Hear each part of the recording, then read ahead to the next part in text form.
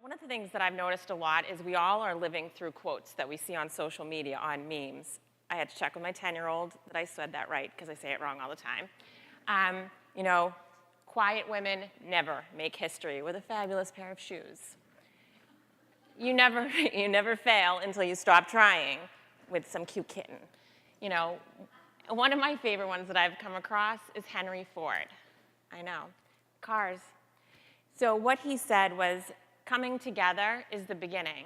Keeping together is progress, but working together is success. We are all in this room today because of Aveda. And the Aveda network is something that is extremely strong with me and strong with all of you, I'm assuming, if you're sitting in this room. So because you guys have been sitting for a while, I was going to have the hand raise thing, but I'm actually going to have you stand. So no, not yet. So how many of this room are stylists? Stand up. Give a little wiggle if you need your blood flowing. All right, perfect. Sit down. How many people in this room consider themselves to be business people? Stand up. All right, cool. That's much better than I thought. You guys can sit down.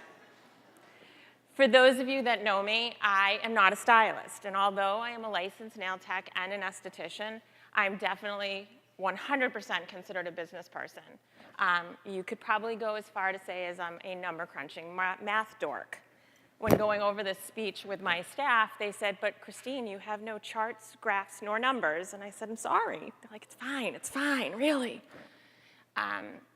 If you are a stylist, you should be considering yourself a business owner or a business person. Why? Because if you have a strong book, you have a strong career. Your book is your own business.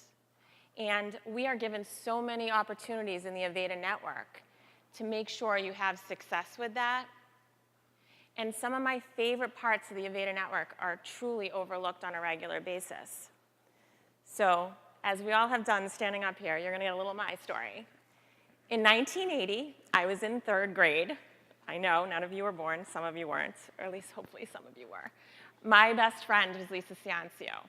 And her parents had the salon in the center of town, and we would go and help and organize and play in the back and hide. The smell of perms is still so fresh and positive a memory to me. Those of you that are 80s girls know what I'm talking about. They were straight off the boat from Italy. They were the classic salon owners of the time. They opened the doors, they did hair all day, and then they went home. What happened was they were isolated from the industry.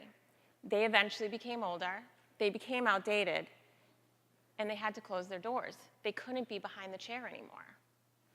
So fast forward, I'm now 14, my hair was huge. My parents had opened a video store in North Cambridge, and again, I was there helping, but I was in actuality hanging out at the salon next door. It was another couple, it was a similar story. They opened their doors, they did hair, they went home. And again, they closed. They were outdated, and they got too old to be behind the chair, and they had to lose their business. This model of salons is outdated, but yet it still exists in a lot of places. Fast forward, I'm in college, and I get my nail license. And I work at a couple salons, and my first salon was my first Aveda salon was El Coco. And I got there, and they introduced me to this wonderful idea about a finishing touch. My makeup-loving self was thrilled. I get to put makeup on every single person standing in this place if I want? Perfect, yes. So I did. And as you can all see, that I am not shy nor timid. So I made sure that every single person that walked in that door got makeup. And then I told them how fabulous a manicure I was going to give them, that this pedicure was going to be life-changing. And I got really busy. My second salon that was Aveda was Rondi. And again, my mind was blown by these business practices. She actually opened and saw her vision come to fruition because of another salon owner helping her, Deb Cool. And they chatted, and they were friendly. And they talked about what worked for them and what didn't work. And they both became better salon owners. Eventually, Giacomo and Rhonda merged to what we now know, and I had time with him.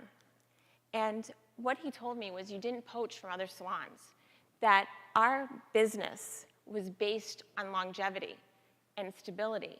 And if people bounced around and their employers didn't know how to make things better, neither grew.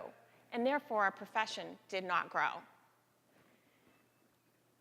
I also had an SDP at the time, Dee Dee Milton, and she told me all about these awesome things called classes and advanced education. These were kind of newer in the Aveda network at the time, and I, as a new esthetician, was so excited. I got to spend time learning more about what I love to do. And we had these things called seasonal updates. Again, mind-blowing. I had Rudy Miles with dreads down to here teaching me about makeup. I don't know about you guys, if you ever had that experience, it was amazing.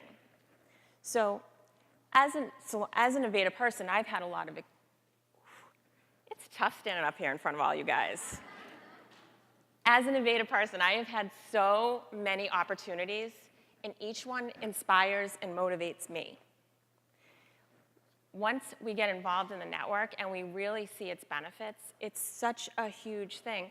Talking to other salon owners and talking to other people in the profession, we learn to become stronger from each other's strengths. We learn to get past roadblocks. This is actually the strength of Aveda. Because we have each other, we have more.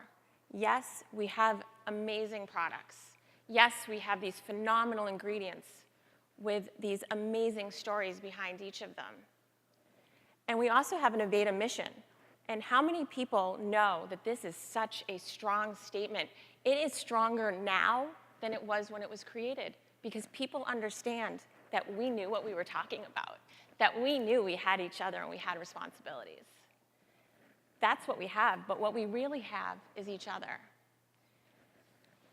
You have your people around you right now. You're looking around. Everyone in this room is as passionate as you. And I implore each of you to talk to the people you do not know in this room, because you will learn from them and them from you. In addition, you will also be inspired because they're going to tell you something you didn't even think about ever. When we get right down to it, we have each other and our books and our strengths. We have benchmarks online. Use them. There's a salon group called Lifeline. Has anyone heard of the Lifeline groups? Anybody? Okay. They are the group of salons that put numbers together, so Aveda has benchmarking. I know I had to throw the numbers in there. So what that means is that you guys can register where you are, see where you stand, and what you can work on for yourself and get better. By getting better every day, you have a strong book. You have a strong career. And as owners, you then have a strong team. I learned a long time ago in this industry that being quiet doesn't get you anywhere. Being timid is not going to help you move forward. You need to ask for what you want, and you need to work for what you want. Our mission at Aveda is to care for the world we live in. Our network is our world, and it is our responsibility to nurture it and care for it. So thank you very much for listening.